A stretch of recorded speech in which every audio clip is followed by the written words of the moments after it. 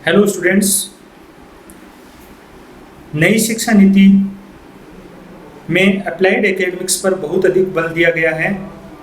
इसी कंसेप्ट को ध्यान में रखते हुए सेठ जीबी पोद्दार कॉलेज नवलगढ़ आपके लिए लेके आया है नवलगढ़ गौरव ऑनलाइन क्विज कंपटीशन। इसी क्रम में यह वीडियो आपको बेसिक कंप्यूटर के बारे में जानकारी देने के लिए प्रस्तुत है। नमस्कार, मैं Rakesh Kumar, computer science department Poddar college से। इस वीडियो में हम बेसिक कंप्यूटर कंसेप्ट के बारे में पढ़ेंगे। तो सबसे पहले जो टॉपिक है वो हम डिस्कस करते हैं कि कंप्यूटर एक्चुअली होता क्या है। तो जैसा कि आप सभी जानते होंगे कि कंप्यूटर एक इलेक्ट्रॉनिक मशीन है जो कि बेसिकली कैलकुलेशंस के लिए डेवलप किया गया था। लेकिन बाद में अब आज के युग में अगर इसका बात करें तो कंप्यूटर है वो मल्टीपर्पज़ मशीन हो गया है, और जिस भी टाइप का आप सॉफ्टवेयर इसमें इंस्टॉल करके किसी भी फील्ड में आप इसको यूटिलाइज कर सकते हैं, यूज कर सकते हैं। जैसे वेदर फोरकास्टिंग हो गया, ट्रेनिंग हो गया, आपका साइंस एंड टेक्नोलॉजी में हो गया, टीचिंग में हो गया, आप कहीं भी इसको किसी भी फील्ड के अंदर यूज कर सकते हैं। तो इस टाइप से मैं कह सकते हैं अपन कि कंप्यूटर एक मल्टीपर्पज़ मशीन है जो कि इलेक्ट्रिसिटी से ऑपरेट होता है। अगर मैं इसकी हिस्ट्री की बात करूं तो father of computer is Charles Babbage. इससे पहले भी हालांकि कंप्यूटर बनाने की कुछ ट्राई की गई थी, जैसे अबेकस बनाया गया था, अदर काइंड ऑफ कंप्यूटर्स बनाए गए थे जो कि बेसिक उनका ऑब्जेक्टिव था, उद्देश्य था, वो था कैलकुलेशंस के लिए। यहाँ पे चार्ल्स बेबेज ने जो सबसे फर्स्ट कंप्यूटर बनाया था उसी को सबसे फर्स्ट कंप्यूटर माना जाता है, जो कि सन 1822 में बनाया गया था, और उसका नाम था डिफरेंशियल इंजन। इसके बाद में कंप्यूटर में धीरे धीरे एनहांसमेंट होता गया, विकास होता गया टेक्नोलॉजी का, और आज हम देख रहे हैं जो जिस जनरेशन का कंप्यूटर है वो आपके सामने है, जो कि बहुत ही कैलकुलेशन की उसकी स्पीड अप है, और आप उसको देख सकते हैं कि करंट में उसकी टेक्नोलॉजी क्या है। तो बात करें अगर हम कंप्यूटर की, तो computer is a collection of two kind of things, hardware and software. It means मैं ये कह सकता हूँ कि कंप्यूटर है उसमें दो बेसिक पार्ट होते हैं, एक हार्डवेयर सेक्शन होता है, एक सॉफ्टवेयर सेक्शन होता है।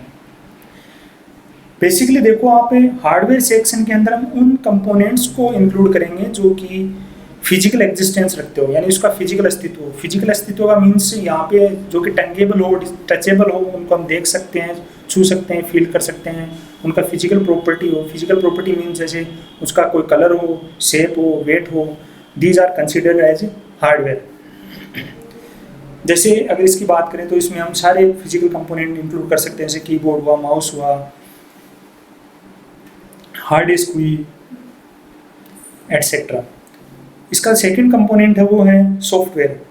तो सॉफ्टवेयर पार्ट ही एक ऐसा कंप्यूटर का एलिमेंट है जो कि इसको मल्टीपर्पज़ मशीन का श्रेय दिलाता है। तो सॉफ्टवेयर बेसिकली है क्या? सॉफ्टवेयर एक ऐसा पार्ट है कंप्यूटर का जो कि आपको ऐसे देखने पे ऐसे लगेगा कि फिजिकली अवेलेबल है, लेकिन वो फिजिकली अवेलेबल होते हैं, वो वर्चुअली अवेलेबल होता है, उसको आप कोई फिजिकल प्रॉपर्टी नहीं होती है। ठीक है, इसके सॉफ्टवेयर के वेरियस कैटेगरीज होती हैं, जैसे आगे हम इस पर डिस्कस करेंगे कि software can be classified as system software, application software, etcetera, जो कि हम आगे के सेक्शन में कवर करेंगे। सबसे पहले मैं बात करूँगा हार्डवेयर की थोड़ी डिटेल में। तो फर्स्ट ऑफ ऑल, अगर कंप्यूटर का हार्डवेयर यानी इसकी प्रोसेसिंग, कंप्यूटर के ऑपरेशन को देखा जाए तो कंप्यूटर का ऑपरेशन है वो बेसिकली 4 पार्ट में डिवाइडेड होता है। First one is input, second one is output, third one is processing, and fourth one is external storage. Input के अंदर हम क्या शामिल करते हैं? इनपुट का मतलब होता है निर्देश, निर्देश का मतलब होता है इंस्ट्रक्शन देना, क्योंकि आप जानते हो कि कंप्यूटर एक मशीन है और मशीन का एक करेक्टरिस्टिक्स होता है। कि आप जो जितना उसको इनपुट देंगे, जो जितना आप निर्देश देंगे, उतनी ही वो क्या करेगा, प्रोसेसिंग करेगा, वर्किंग करेगा, और उस वर्किंग का रिजल्ट है वो आपको एज ए आउटकम आउटपुट के रूप में मिलेगा। एंड तो it means input devices are used to instruct the computer, okay, and output devices are used to show the outcome of the input after the processing. यानी कि input के द्वारा जो आपको निर्देश मिले हैं, कंप्यूटर को जो निर्देश मिले हैं, उनको प्रोसेस करने के बाद में जो रिजल्ट आता है उसको डिस्प्ले करने के लिए हम क्या यूज़ करते हैं, आउटपुट डिवाइसेस।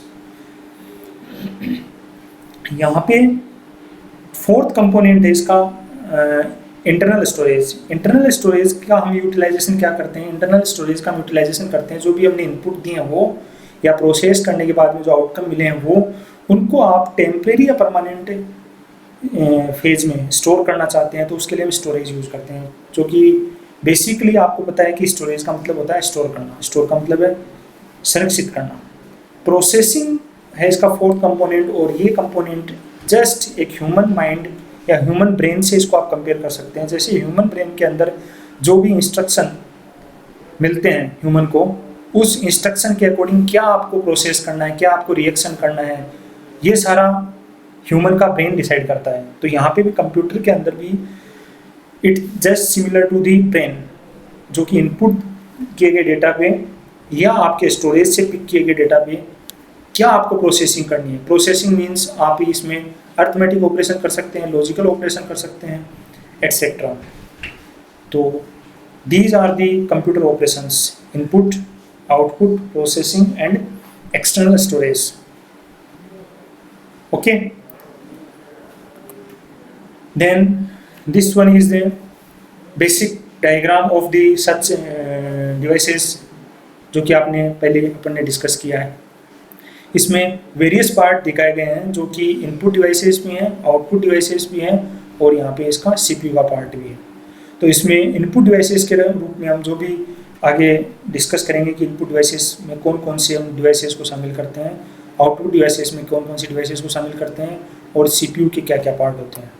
तो सबसे पहले हम बात करते हैं जैसे हार्डवेयर की। तो इसका मैंने अभी ब्रीफली आपको डिस्कस किया कि जो पार्ट होते हैं उसमें एक सीपीयू होता है, सेंट्रल प्रोसेसिंग यूनिट, जो कि प्रोसेसिंग का लिए रेस्पॉन्सिबल होता है, memory units, input devices, output devices, और सेकेंडरी स्टोरेज डिवाइसेस।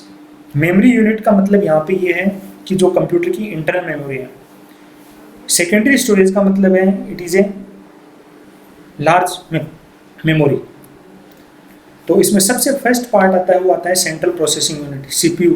इसका ये सीपीयू के अंदर जो पार्ट है processor, that is the brain of the computer.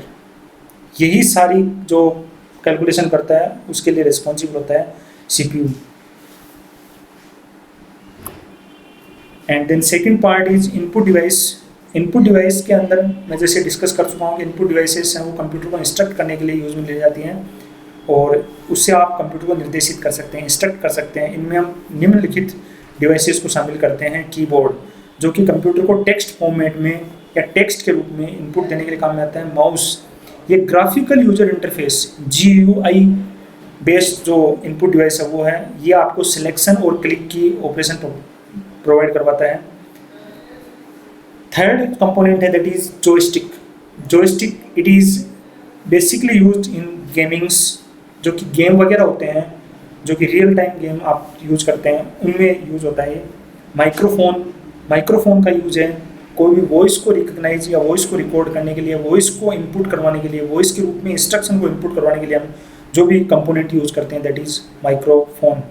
Webcam, ये वीडियो कैप्चरिंग के लिए काम में लिया जाता है, जिसमें अगर आप किसी भी वीडियो के रूप में कंप्यूटर में इंस्ट्रक्शन दे रहे हो, कंप्यूटर में निर्देश दे रहे हो, तो वो है वेबकैम।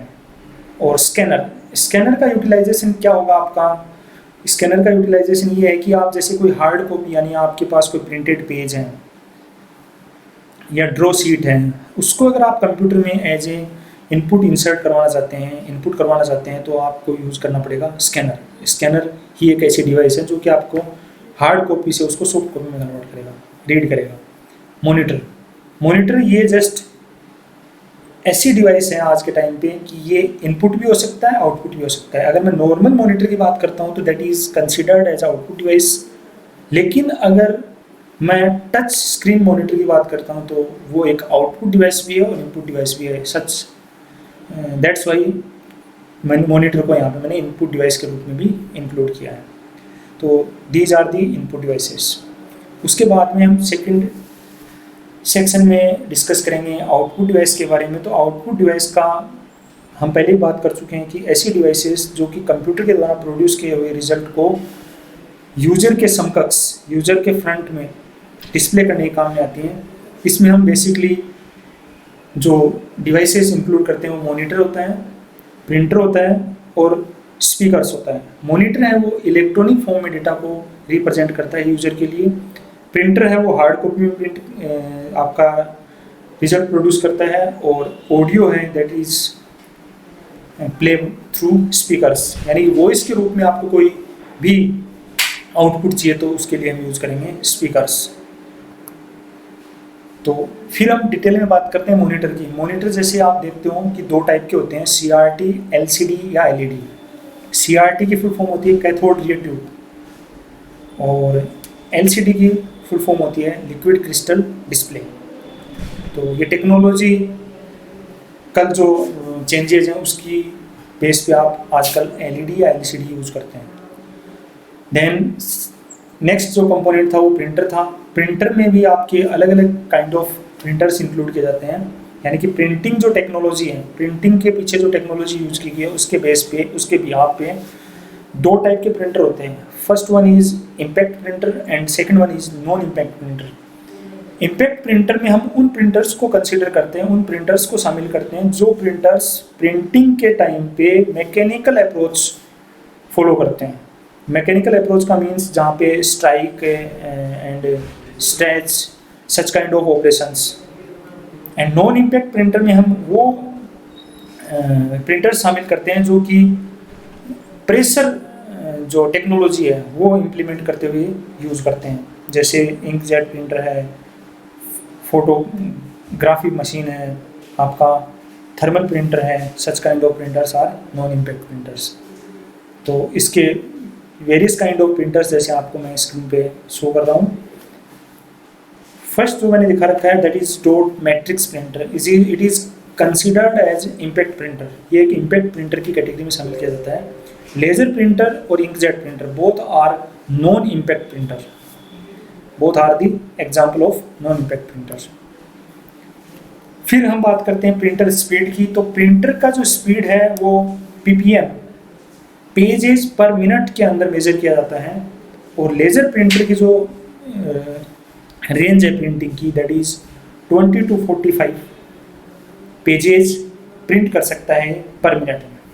कलर प्रिंटर जो है उसकी क्वालिटी थोड़ी, यानी उसमें मैनी कलर्स यूज किए जाते हैं प्रिंटिंग में, दैट्स वाई उनकी जो प्रिंटिंग स्पीड है दैट इज क्वाइट स्लो, वो कुछ कम होती है। उसके बाद में हम बात करें प्रिंटर्स की क्वालिटी की। तो प्रिंटर्स की जो क्वालिटी है वो मेज़र की जाती है DPI में, डॉट्स पर इंच। तो मैं आपको थोड़ा सा इसके बारे में डीप में लेके जाता हूँ। तो यहाँ पे हम बात करते हैं कि जैसे अगर उसकी प्रिंटिंग करते हैं हम किसी भी प्रिंटर के थ्रू, तो वहाँ पे एवरी टाइम जो भी प्रिंट होगा that is in type of dots. So dots के बीच में जितना गैप कम होगा, जितनी दूरी कम होगी, उतनी ही उसकी प्रिंटिंग क्वालिटी अच्छी होगी। तो यहाँ पे जो लोवेस्ट क्वालिटी का है वो 300 DPI का होता है, हाईएस्ट क्वालिटी का वो 1200 DPI का जो प्रिंटर रहता है उसको बेस्ट क्वालिटी का माना जाता है।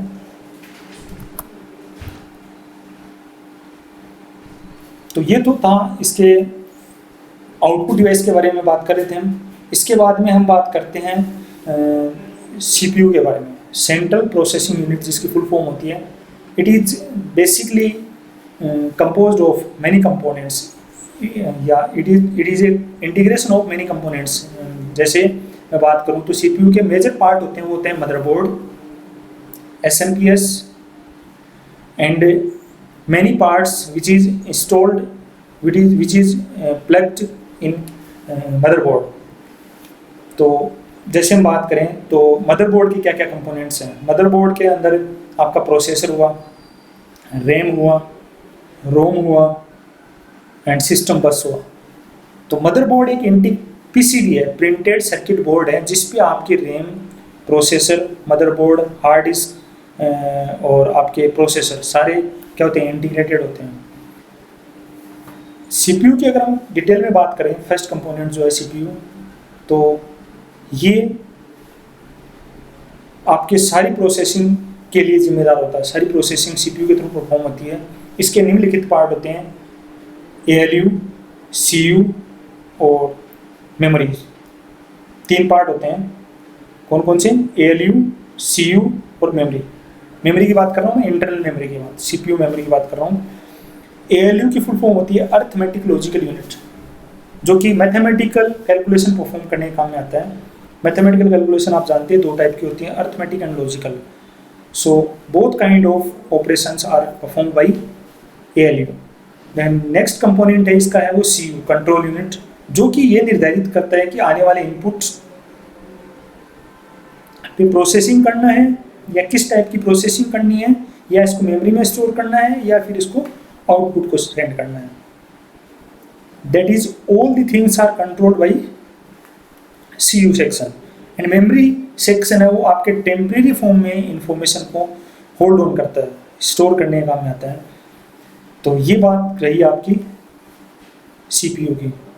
अब हम बात करते हैं आगे चल के इस पे कि जो कंप्यूटर है, इसमें हमने शुरू में बताया था आपको कि ये एक इलेक्ट्रॉनिक डिवाइस है। इट मीन्स ये इलेक्ट्रिक सिग्नल पे वर्क करता है। इलेक्ट्रिक सिग्नल की 2 स्टेट्स होती हैं, one is of and one is on. यानी कि आप किसी परिपथ में इलेक्ट्रिसिटी या तो फ्लो हो रही है या फिर फ्लो नहीं हो रही है, तो ऑन स्टेट को हम रिप्रेजेंट करते हैं 1 से, ऑफ स्टेट को रिप्रेजेंट करते हैं 0 से। Okay, it means in computer every data is stored in the form of 0 and 1, and every data is produced in the form of 0 and 1.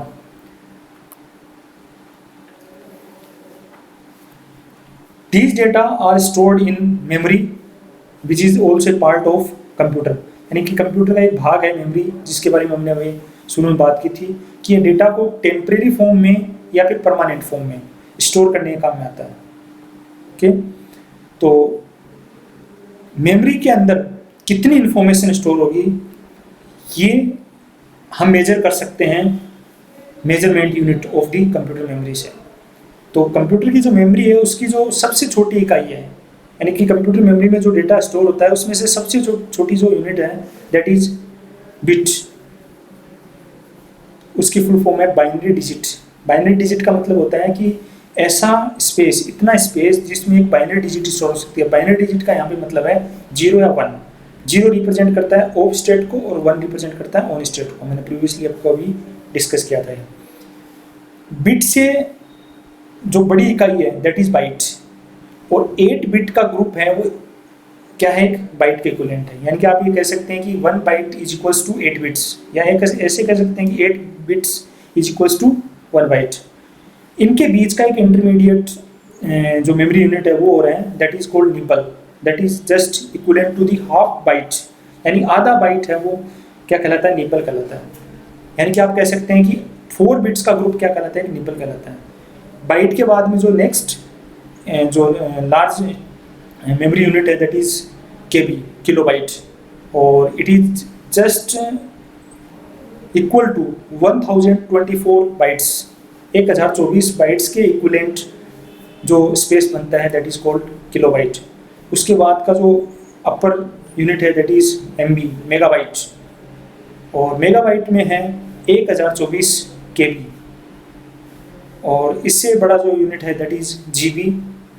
It is just a collection of 1024 MB. Okay, तो these are the memory units of the computer.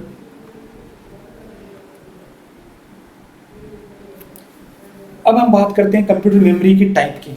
तो computer की जो memory है वो 2 class में classified की गई है। एक है इंटरनल मेमोरी, इसी का दूसरा नाम है प्राइमरी मेमोरी, या टेम्परेरी मेमोरी।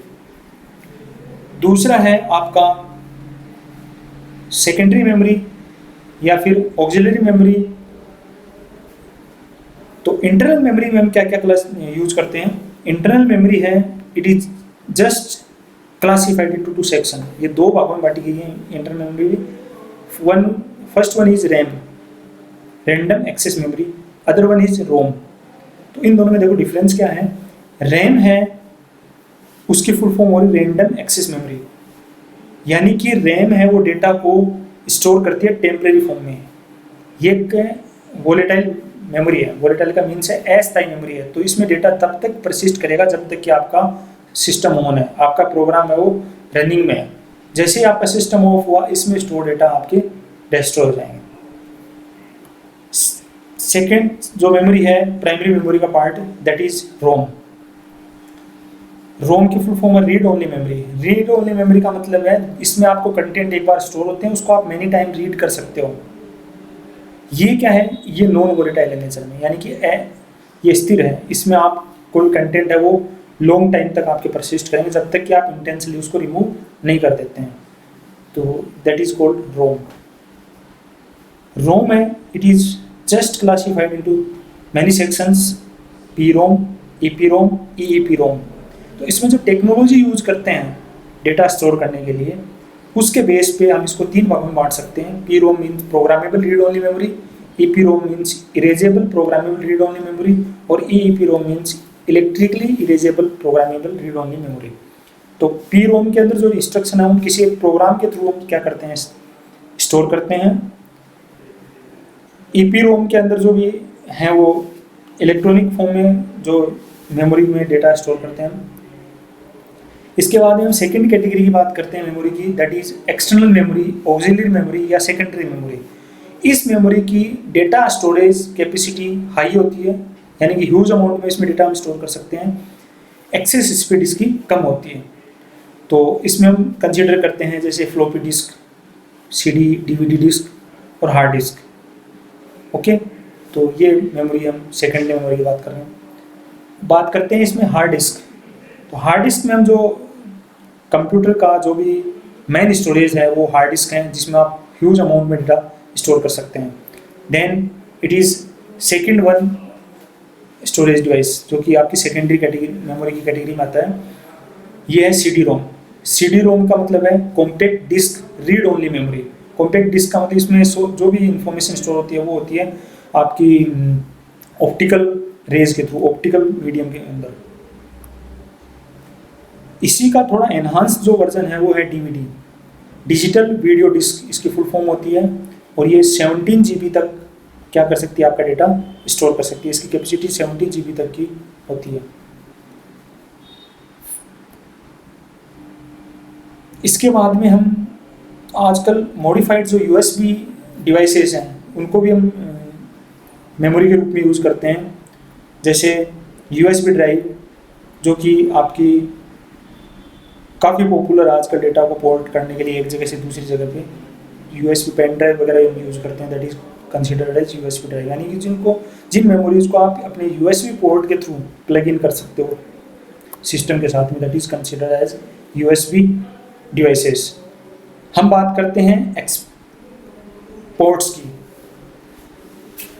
पोर्ट्स का मीन्स है जैसे आपका कंप्यूटर है, उस कंप्यूटर को आप एडिशनल डिवाइसेस के साथ में क्या करना चाहते हो, फैसिलिटेट करना चाहते हो, यानी एडिशनल डिवाइसेस उनके साथ में डालना चाहते हो। तो यहाँ पे कंप्यूटर के साथ में अटैच करने के लिए आपके दो ऑप्शन होते हैं, एक पोर्ट होता है, एक स्लॉट होता है। तो स्लॉट आपको अलाउ करता है कि आप कोई भी कंपोनेंट को मदरबोर्ड पे डायरेक्ट प्लग कर सकते हो। जैसे रैम है वो आप लगाते हो मदरबोर्ड पे लगाते हो तो स्लॉट में लगती है। प्रोसेसर लगाते हो तो मदरबोर्ड पे लगाते हो तो प्रोसेसर स्लॉट में लगता है। हार्ड डिस्क लगाते हो तो हार्ड डिस्क स्लॉट में लगती है। ओके, तो दीज आर स्लॉट्स, यानी कि जो आपके मदरबोर्ड से डायरेक्ट प्लग करने की फैसिलिटी देते हैं, उसके बीच में किसी वायर या बस की रिक्वायरमेंट नहीं होती है। फिर बात करते हैं हम सेकंड जो वे हैं पेरिफेरल डिवाइस को इसके कनेक्ट करने का, दैट इज पोर्ट। तो पोर्ट है वो आपको आउटसाइड से किसी कंप्यूटर में डिवाइस को कनेक्ट करने के लिए यूज़ में लिया जाता है। जैसे हम यूएसबी पोर्ट यूज़ करते हैं, ठीक है, पैरेलल पोर्ट यूज़ करते हैं, सीरियल पोर्ट यूज़ करते हैं, SCSI पोर्ट यूज़ करते हैं, तो ये सच काइंड ऑफ पोर्ट्स का एग्जांपल है। इसके बाद में हम बात करते हैं नेटवर्क की। नेटवर्क क्या है? नेटवर्क कंप्यूटर्स और peripheral devices, computer enabled devices का इंटरकनेक्शन है। इंटरकनेक्शन का मीन है कि यहाँ पे एक ऐसा नोड जो कि डेटा ट्रांसमिशन की कैपेबिलिटी रखता हो या डेटा रिसीविंग की कैपेबिलिटी रखता हो, उसको हम ट्रांसमिशन नोड बोल सकते हैं। तो network is a collection of transmission nodes. और नेटवर्क को जो एरिया उसने कवर किया है उसके आधार पे हम उसको क्लासीफाइड कर सकते हैं 3 सेक्शन में, लैन, वैन और मैन। लैन का मतलब है लोकल एरिया नेटवर्क, वैन का मतलब वाइड एरिया नेटवर्क और मैन का मतलब है मेट्रोपॉलिटन एरिया नेटवर्क। लैन है वो एक यूटिलाइज किया जाता है 1 to 2 किलोमीटर की डिस्टेंस को कवर करने के लिए, यानी कि एक छोटा कैंपस है या ऑफिस है या कोई एक बिल्डिंग है, उसको कवर करने के लिए उसमें नेटवर्किंग करना हो तो हम यूज़ करेंगे लैन। मैन है वो मेट्रोपॉलिटन एरिया नेटवर्क है, इसकी रेंज है वो लेन से ज़्यादा होती है, वैन से कम होती है। ये आपका अराउंड 20 किलोमीटर तक की डिस्टेंस, 25 किलोमीटर तक की डिस्टेंस को कवर करता है। तो ये आपकी एक सिटी, आपका एक टाउन, ये इसमें कवर अप हो सकता है। और लास्ट वन है दैट इज़ वैन, ये आपका एक जियोग्राफिकल ह्यूज एरिया कवर करेगा, जैसे एक कंट्री हुआ, कॉन्टिनेंट हुआ, यहाँ तक कि एक पूरा महाद्वीप को भी कवर करता है। तो उसके अंदर जो भी नेटवर्किंग करनी है दैट इज पॉसिबल थ्रू वैन। नेटवर्किंग के बाद में हम डिस्कस करते हैं एक छोटा topic that is modem. Internet जो भी हम यूज़ करते हैं वो आज इसी डिवाइस की देन है, मॉडेम की। या हम नेटवर्किंग जो यूज़ करते हैं that is also part of या that is a facility through modem.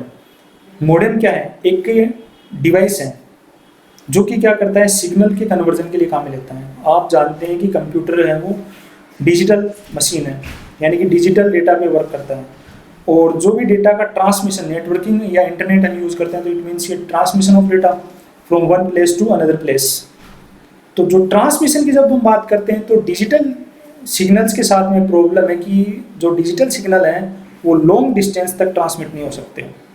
तो उसको ट्रांसमिट करने के लिए आपको डिजिटल सिग्नल से एनालॉग सिग्नल में कन्वर्ट करना पड़ता है।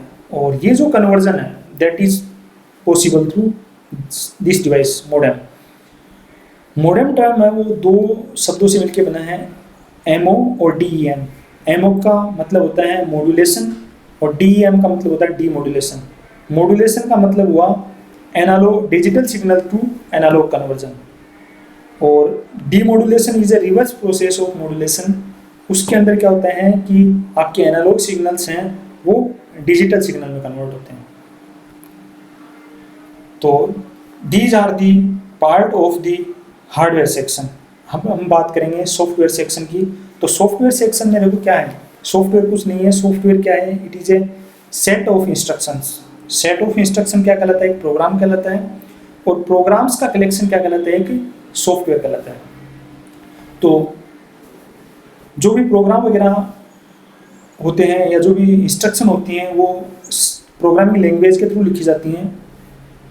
कंप्यूटर में वाइड रेंज की प्रोग्रामिंग लैंग्वेजेज हैं, जैसे मशीन लैंग्वेज है, असेंबली लैंग्वेज है, सी लैंग्वेज है, C++ है, जावा है, etcetera are the programming languages. फिर हम बात करें सॉफ्टवेयर के कैटेगराइजेशन का। तो सॉफ्टवेयर वो 2 टाइप के होते हैं, सिस्टम सॉफ्टवेयर और एप्लीकेशन सॉफ्टवेयर। सिस्टम सॉफ्टवेयर है वो बेसिक फंडामेंटल पार्ट है कंप्यूटर का, यानी कि उनके बिना जो आपके कंप्यूटर के हार्डवेयर है वो यूजफुल नहीं है, उसका कोई यूज़ नहीं, कोई यूटिलाइजेशन नहीं है जब तक आपके पास सिस्टम सॉफ्टवेयर नहीं होंगे। तो system software are the essential part of the computer. तो उसके अंदर हम शामिल करते हैं जैसे ऑपरेटिंग सिस्टम है, यूटिलिटी सॉफ्टवेयर है। ऑपरेटिंग सिस्टम हो कंप्यूटर को ऑपरेट करने का काम में आता है, जैसे एक व्हीकल का ड्राइवर जो वर्क करता है that is utilization of the operating system in computer. Such kind of operating system हम यूज़ करते हैं जैसे डोस, विंडोज़ के वेरियस काइंड ऑफ वर्जन है, 95, window 98, window XP, window 2000, window 2010। Such kind of जो एग्जांपल है वो क्या है ऑपरेटिंग सिस्टम के। इसके अलावा लिनक्स, यूनिक्स, ये सारे ऑपरेटिंग सिस्टम के क्या है पार्ट हैं। दूसरा सेक्शन है इसका एप्लीकेशन सॉफ्टवेयर। एप्लीकेशन सॉफ्टवेयर वो सॉफ्टवेयर है जो कि कंप्यूटर का मल्टीपर्पज़ जो डिवाइस है उसका दर्जा दिलाते हैं। यानी कि एप्लीकेशन सॉफ्टवेयर आपकी रिक्वायरमेंट अगर है कोई वीडियो प्ले करने की तो आपको डिफरेंट एप्लीकेशन सॉफ्टवेयर की रिक्वायरमेंट होगी, आपको अकाउंटिंग मेंटेन करना है तो डिफरेंट एप्लीकेशन सॉफ्टवेयर की रिक्वायरमेंट होगी, आपको अगर ग्राफिक्स बनाना है तो आपको डिफरेंट एप्लीकेशन सॉफ्टवेयर की रिक्वायरमेंट होगी। तो यानी कि ये यूज़र की रिक्वायरमेंट के अकॉर्डिंग वेरी करते हैं। तो इसमें आप अलग अलग जो सेक्शन यूज़ करते हैं वो सारे एप्लीकेशन सॉफ्टवेयर के अंदर ही कंसिडर होते हैं। सॉफ्टवेयर के बाद में हम जो सेक्शन डिस्कस करने वाले हैं that is software viruses. Virus जो कि हम अपने दैनिक जीवन में विषाणु जिसको बोलते हैं उसी से रिलेटेड है। विषाणु हमारे शरीर को नुकसान पहुंचाता है, हमारी बॉडी को नुकसान पहुंचाता है। यहाँ पे सॉफ्टवेयर वायरस का मतलब ये है कि ऐसे प्रोग्राम जो कि कंप्यूटर के लिए हार्मफुल हो। कंप्यूटर के लिए हार्मफुल ये मैनी वेज के अंदर हो सकते हैं, अलग अलग तरीके से कर सकते हैं कंप्यूटर को हार्मफुल ये। कंप्यूटर की स्पीड स्लो करके, कंप्यूटर की फाइल्स को करप्ट करके, कंप्यूटर की जो प्राइवेसी है डेटा है उसको थेफ्ट करके, मैनी काइंड ऑफ वायरसेस होते हैं जो कि उनकी कैटेगरी पे डिपेंड करता है कि किस टाइप का डैमेज कंप्यूटर को करेंगे। इन वायरसेस का जो प्रोटेक्शन है दैट इज थ्रू एंटीवायरस। यानी कि जैसे हम इन्फेक्शन हो जाता है हमारा वायरस से किसी भी विषाणु से तो हम क्या करते हैं उसके एंटीवायरल जो ड्रग्स हम यूज़ करते हैं उसी टाइप से कंप्यूटर के अंदर भी अगर वायरस इन्फेक्शन से आपको प्रोटेक्शन करना है तो आपको एंटीवायरस यूज करना पड़ेगा। तो एंटीवायरस भी क्या है, एक प्रोग्राम ही है जो कि आपका वायरस से आपके कंप्यूटर की प्रोटेक्शन करता है। तो इस सेक्शन में इतना ही सफिशिएंट। आशा करता हूँ कि आपको वीडियो अच्छा लगा होगा। Thank you.